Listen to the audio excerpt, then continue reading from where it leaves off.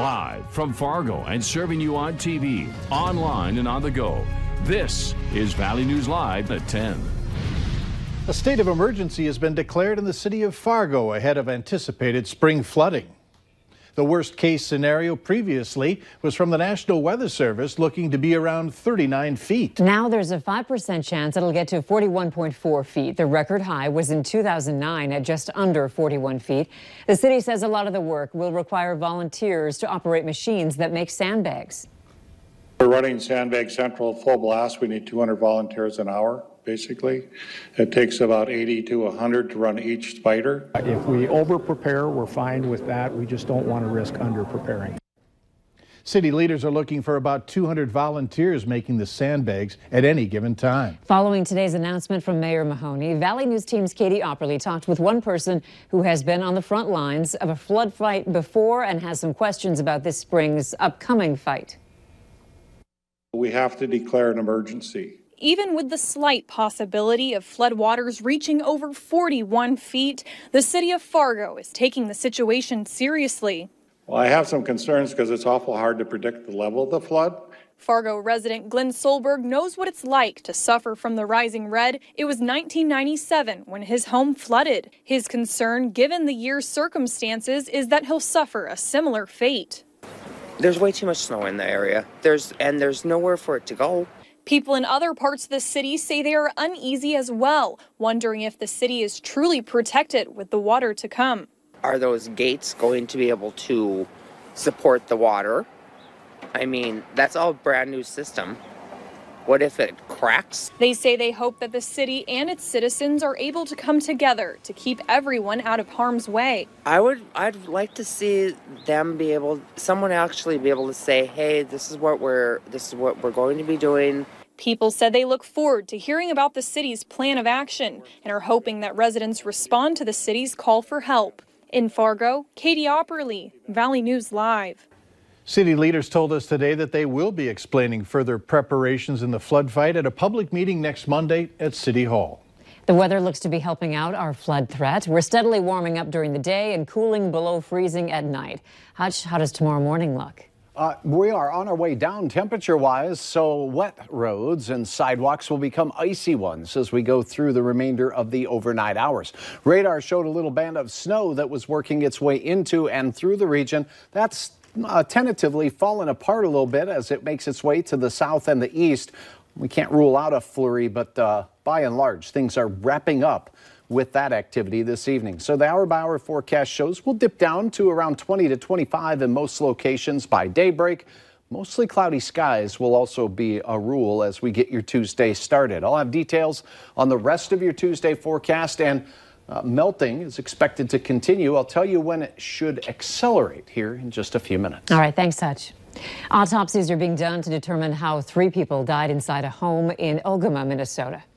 They were discovered this afternoon, and tonight there are several other unanswered questions. Valley News Team's Callie Hubbard has been in the Ogama area for much of the day. She joins us now with the very latest. Callie? I'm here in Ogama, Minnesota, right off of Highway 34, about 25 miles north of Detroit Lakes. And now, as you can see right behind me, we've been getting messages all day from Facebook where a woman and 2 children were found dead in the home right after there. Now, officials are telling us the call came in around 2:15 p.m. this afternoon. We were able to go into town just a few minutes ago and were able to talk to the people from the White Earth community that are still very shaken up by this tragedy. Pretty tight-knit community, White Earth especially. It's pretty tight-knit. Everybody knows everybody. I hate to, devastated for him. Really breaks my heart that his family's going through the tragedy that they are. I don't wish upon anybody. Officials tell us the bodies are being taken to the Ramsey County Medical Examiner's Office for formal identification and autopsy. The BCA will be sending out a release tomorrow with more information. Now, no one is in custody at this time, and investigators believe that there is no reason to be a threat to the public. I just got done speaking with one official, and he told me that there will be a Native American healing ceremony from 10 to 4 tomorrow over at the White Earth Church Community Center that will be open to the public. Reporting live in Ogama, Minnesota, Callie Hubbard, Valley News Live. All right, thanks, Callie. Stick with Valley News Live for updates on this developing story. 12 years in prison. That's the sentence for the woman who admitted to negligent homicide in the death of her 4-month-old son. 25-year-old Justice Lang pleaded guilty to that charge and to child neglect. Last summer, Lang and her baby disappeared for 6 days. The boy's body was found in a slough. Lang today said she takes full responsibility for using meth and for the death of her son. Before sentencing, the judge called for the courtroom to sit in a minute of silence to reflect on the baby's last moments as he was starving to death after being in the heat for 6 days. Your conduct killed your child. I just keep thinking about the last hour, minute, second of your child's life, and it causes me to lose sleep. Today's sentence was slightly longer one than what was decided in the plea agreement, and because of that, Lang has 48 hours to decide if she will take the judge's sentence or will withdraw her guilty plea. There's word tonight from Dilworth, Glendon, Felton Public Schools that classes will resume tomorrow morning. Last Tuesday, the school superintendent canceled classes at all 4 buildings from March 13th through the 18th because the snow was causing structural concerns at their building in Glendon. Over the weekend, we found a crew shoveling snow off of one of the roofs. A message this evening confirmed that classes will go on as planned tomorrow. Police want you to know about a 35-year-old Ryan Denning, who is a high-risk sex offender. He's living at 735 14th Street North in Fargo. Denning stands at 6'3", weighs 200 pounds, has blue eyes, brown hair. He was convicted on May 11th, 2000 for crimes involving a Washington State 16-year-old female acquaintance. North Dakota lawmakers have passed a bill that forbids communities from enacting a minimum wage ordinance that's above the state level. The Senate passed House Bill 3511 today. Backers of the legislation say setting higher minimum wages in some communities could hurt jobs and businesses. Opponents say the state shouldn't be overstepping its authority. North Dakota's minimum wage stands at $7.25 an hour. That's the same as the federal minimum. A North Dakota House bill that was created after a 4-year-old was raped and her attacker sentenced to only therapy and probation heard before the Senate Judiciary Committee today. House Bill 1520, or Natalie's Law, would change penalties for those juvenile offenders. It includes getting more access to rehabilitation, as well as giving families access to medical records, forensic interviews, and police reports. Linda Streibel says after her daughter Caitlin was raped in 2016, she couldn't access any documents related to her daughter's case, but others could.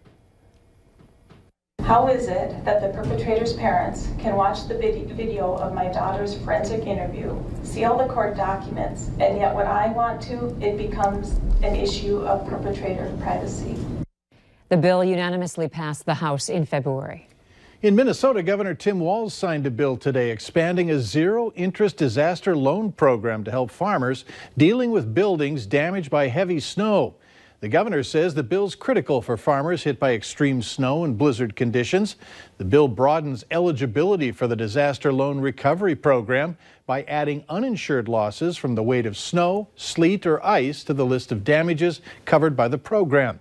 It would be retroactive to January 1st. Animal rescuers are asking for action after a dog was shot multiple times. And beware, the video we are about to show you does contain sensitive footage. The Turtle Mountain Animal Rescue says the dog's vet bills totaled about $1,200.